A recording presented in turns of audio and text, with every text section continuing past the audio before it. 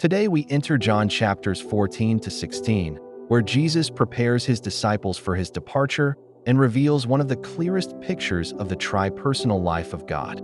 Jesus speaks about the Father as the one who sent him.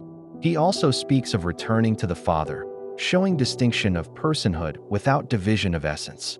Then Jesus promises another helper, the Spirit of truth. The Spirit is not a force, but a person. Jesus says the Spirit teaches, reminds, guides, and speaks. These are personal actions, not the work of an impersonal power. Jesus says the Spirit will glorify him by taking what belongs to Jesus and declaring it to the disciples. The Spirit does not act independently, but in full unity with the Son and the Father. Jesus then says, "All that the Father has is mine," showing complete shared authority and divine identity. We see here a rhythm.